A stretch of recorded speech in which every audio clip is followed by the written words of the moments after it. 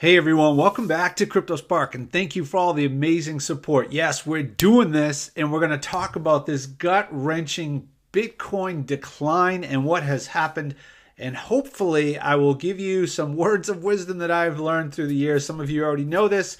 And many of you probably will say, yes, thank you for the reminder, even though you already know it, because ultimately, really, in all this stuff that happens, it's hammering us with articles all the time. And quite honestly, if you're in this space regularly, a price decline of what we've seen over the last 6 months is really gut-wrenching, right? We can't deny that. That is real. That's really occurred.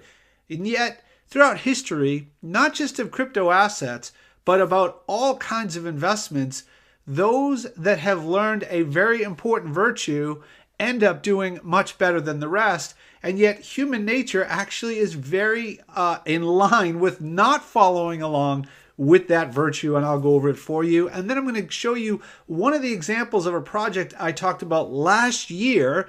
We'll tie it in, and then I'll end it up with some really cool little tidbits about that virtue and hopefully remind us, all of us, that in order to stay balanced and do really well, we've got to follow along with this very important piece of the puzzle. All right, so stick with me, and you'll have your own examples along the way of the ones that you say, yes, if I could just stick with this, it's going to be worthwhile. Bitcoin, others as well. So Bitcoin price decline driven by futures traders, Fundstrat says, and most of you probably know about Fundstrat. At this point, I've talked about Tom Lee multiple times and some of his research that has been done. Very, very good source of information, I believe. Check out his presentations if you can. Writing in a note to his clients, Fundstrat founder Tom Lee stated that the Bitcoin price tends to decline leading into futures expiration dates. Okay, a lot of you have been talking about this, and I have some other specific videos that I'll do about over-the-counter, how whales affect the prices and how they don't, and some of the myths and concepts about futures. And it's not really directly affecting it in one way, but psychologically definitely affecting it in another way. They tend to decline leading into futures expiration dates, suggesting that these products are a major driver of Bitcoin's movements. Now, I have an opposite side of that in some ways, because before futures ever came onto the market, there was a lot of times that we saw Bitcoin rise up meteorically, unbelievably, if you really look at it, percentage-wise, just as good as it did this time, and then come crashing back down for other reasons. And so, some of these stories will start to develop, and people will think, really, there's no way out of this. I mean, if that's the reason, and that's really it, I should just get out of this thing. It's going to drive me crazy, and I can't control it. Prices could continue to drive down. Okay, let's keep going. Bitcoin sees dramatic price changes around CBOE future expirations. This was something flagged by Justin Saslaw at Raptor Group. We compiled some of the data, and this indeed seems to be true. Overall, Bitcoin has fallen 18% in the 10 days prior to CBOE contract expiration. And so they're really looking at how that affects the prices overall. Broader observation is there is significant volatility around these expirations, and on average, the price recovered by day 6. So that means people dealt with the expirations. The date changed, obviously, is a big part of the entire puzzle here. And after that contract expiration takes place, people start to move back into the market and the prices start to recover. Okay. Previously, Fundstrat had attributed the market downturn to tax-based selling, and I've said that myself, and I'm sticking with that. I think that is still part of it. We cannot deny that. People that took traders that took profits do trade off, and that's the way markets have been forever, with small exceptions, and especially in a market where globally, not just cryptos, we've seen the wall where people have seen global markets, specifically here in the US, kind of match up with what they feel is overbought, and it's time for it to slow down.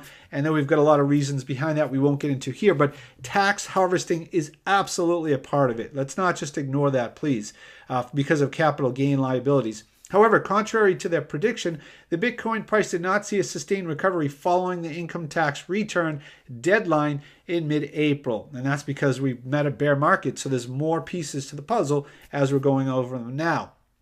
I'm going to go over a project in just a second, and I'm going to talk about that virtue, and then I'm going to get into, after the project, get into a little bit more about that, okay? As CCN reported, a recent research report published by the U.S. Federal Reserve suggested that the launch of Bitcoin futures triggered the start of the present bear market, largely because it gave bears the opportunity on a regulated U.S. exchange anyways to short the Bitcoin price. However, let's just make sure we're clear, okay? When you get involved with the futures, you do not close out that contract by acquiring Bitcoin. This is extremely important and not mentioned here, unfortunately. So it's extremely important, but it changes the mentality of people, and people will play the game, especially miners, big investors, or they can play the game where they'll buy in, or they'll use options one way to short, and then they'll buy on the other side, actually physically. So there are ways that you can use this to try to hedge your bet. It doesn't mean it's all bad or all evil, or it just drives down the price systematically and there's no other side of that market. This is a way to hedge, but you don't actually physically end up with Bitcoin.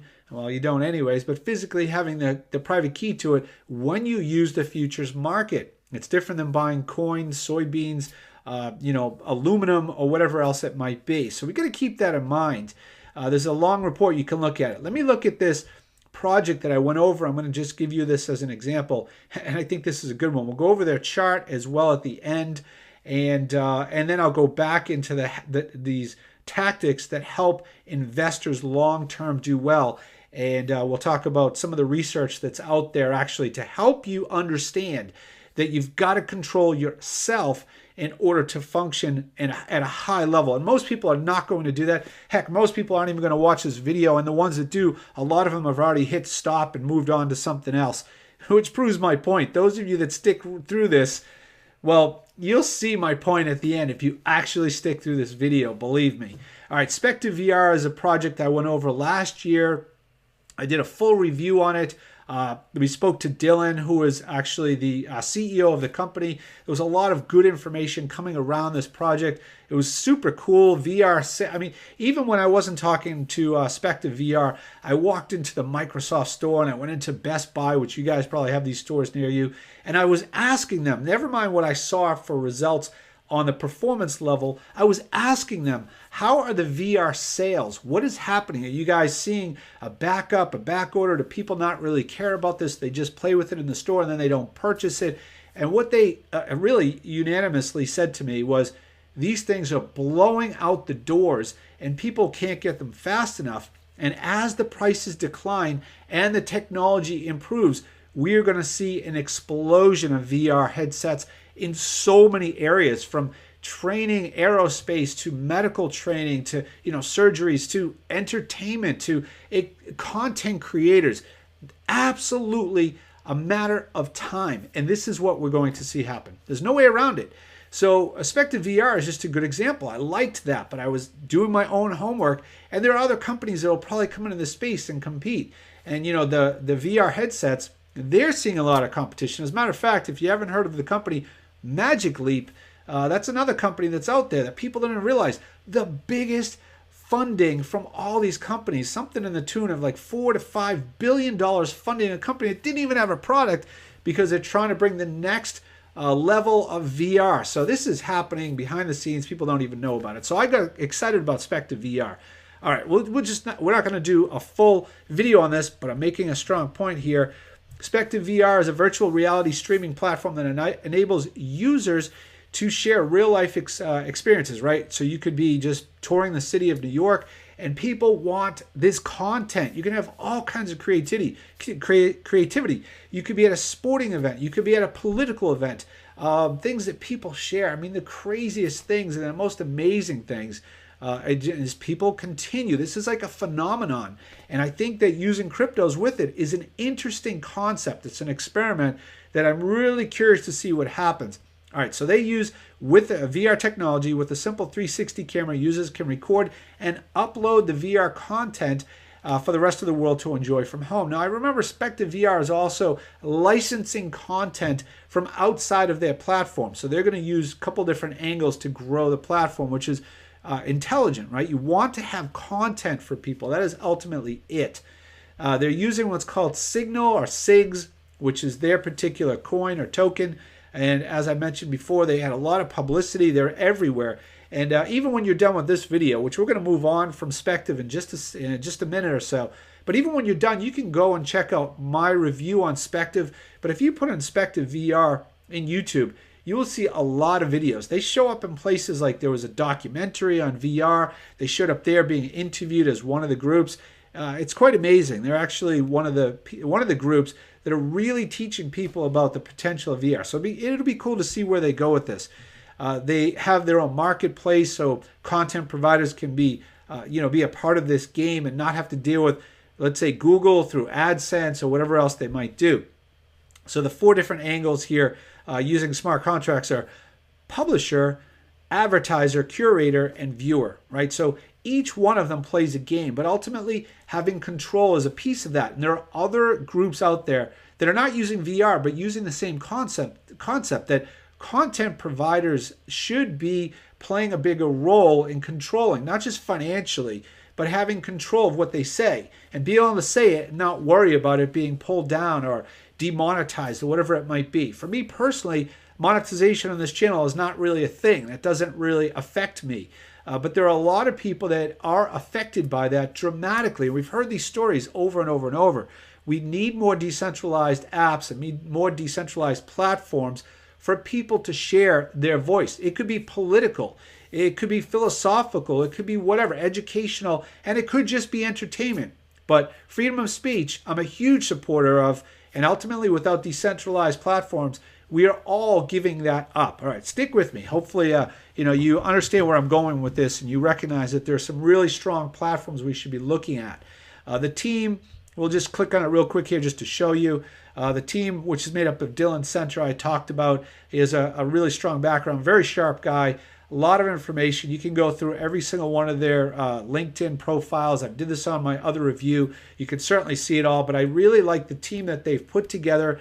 Hardcore working, some really good front end work. I've even seen that you can see their old website to their new one. A lot easier to interface even with the information. Now their token has already been put on exchanges. So here is my point. Come full circle, okay? Spective VR is one of these projects I followed. I enjoyed talking about. I enjoyed doing a review on. I talked about it a couple times. A lot of people asked me questions. I know you guys, some of you got involved with Spective VR, and then some of you asked me. You said, well, you've given us some really good projects out there to look at. Spective VR, by the way, you could have gotten here in the US. But what is happening to the price? All right, let's talk about it. They got a lot of great press. They did really, really well at getting the information out there. And they came out, and you could just see when they started, everybody was talking about them trading, getting on the exchange. You were looking at, under a penny. I mean, it was incredible. Under a penny for buying into this particular one. And then the market cap took off, started doing really well. Still not a huge one, right? We're talking way down the line for market cap.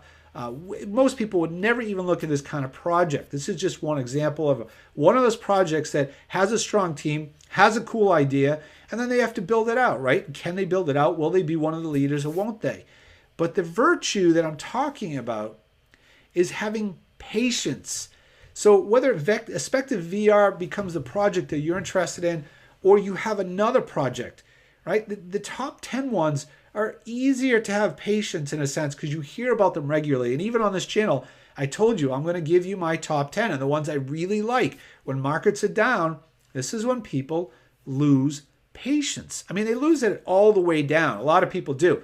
But I'm going to give you a small piece of research that has been figured out as to why that happens, why you fall for it, and why you have to control that to do well. It doesn't matter if it's Spective VR. I think this is a cool project, but it doesn't make a difference. There's other cool projects that I've mentioned that people really get fired up about in communities. Like I have a privacy coin that the other day I saw a list of all these different crypto assets, and I posted it on Twitter, and people are like, yeah, but where's this and where's this? And on the privacy coin list, they didn't list the one that I actually think is a phenomenal project. Okay, that's fine.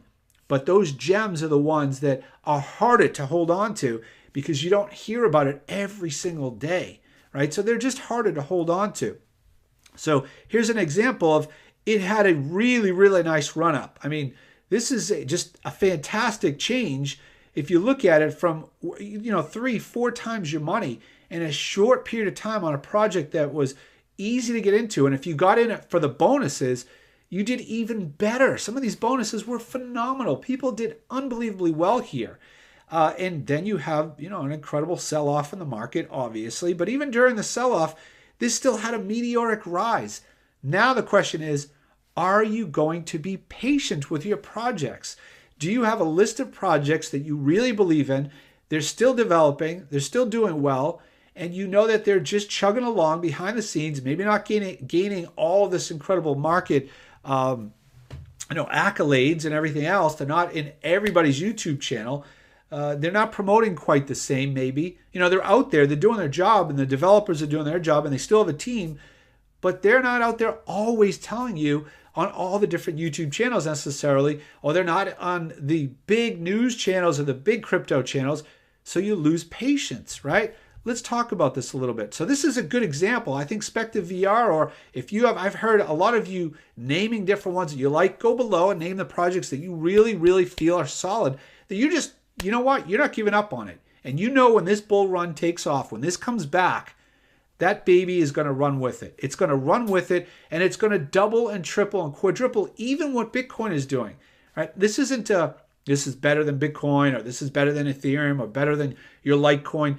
These are altcoins, and they have the unbelievable opportunity to have an amazing run, even if we just get a bounce, even just a little bit of a bounce, as you can see here, right? Even these little bounces do really, really well for some of these coins. You're going to see them jump 15, 20, 30%. You've got to have patience. All right, let's go through that here, okay?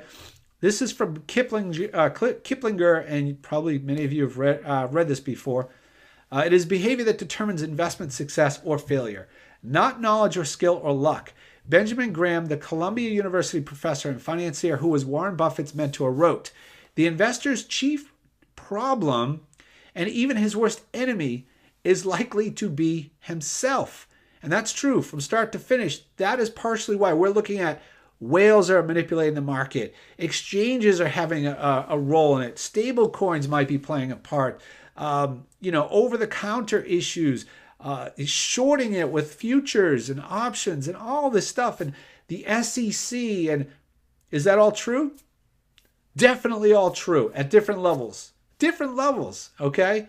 However, at the end of the day, way before you and I probably ever looked at investing, there are people that did incredibly well in their early markets. Remember this, in their early markets, okay? They weren't in crypto markets. They didn't understand this, but the principles are the same. At least I believe that. No financial advice by me, but you either understand what I'm saying or you don't. Now, some people are too young, investor-wise, and I mean young experience, not young in age, young in experience, to get why principles matter and why they last throughout time, no matter what you're involved with, okay?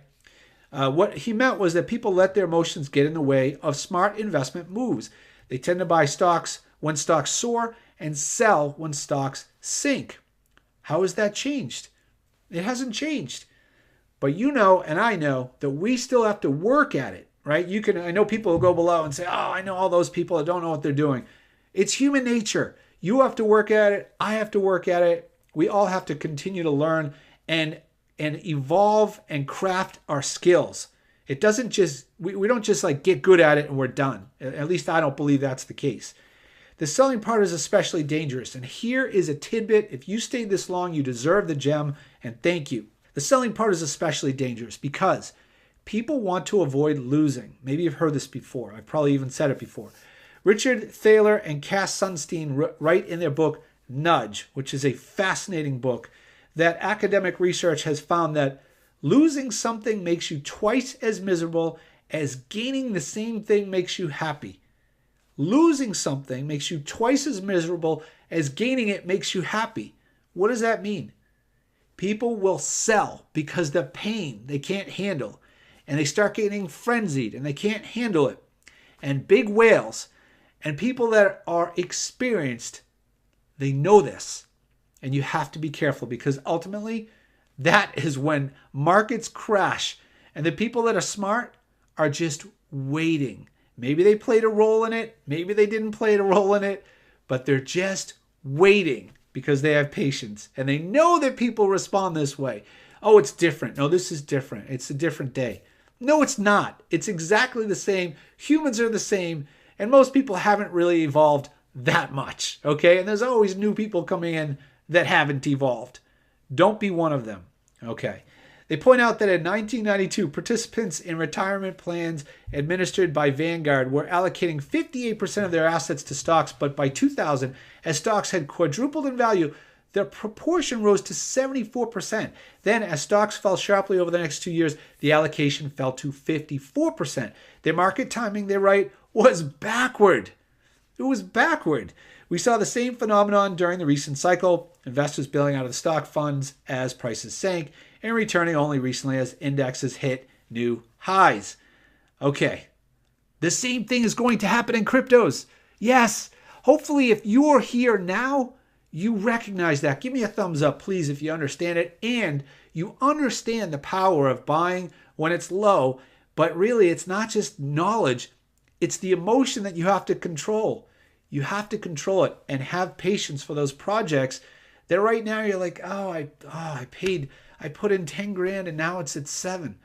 I put in 10, now it's at 5. Maybe even worse, right?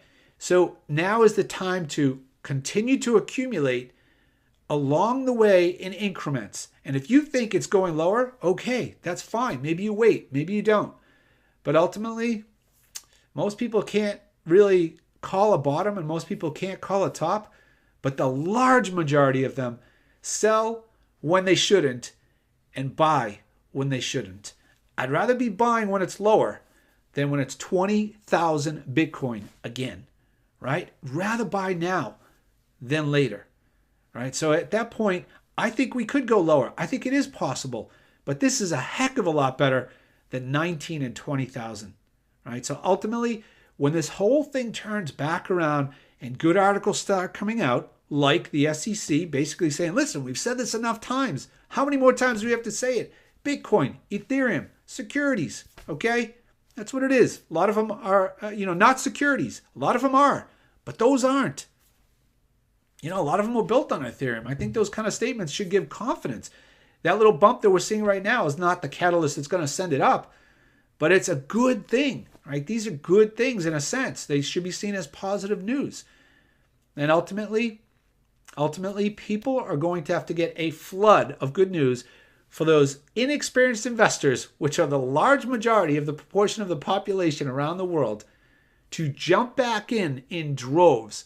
That could take time. It could be 6 months. It could be 5 years. Hang with me. Stick in this space. Continue to accumulate. And be one of the smart ones. All right, guys. Make sure you keep that patience. Until next time, that is your Crypto Spark for now.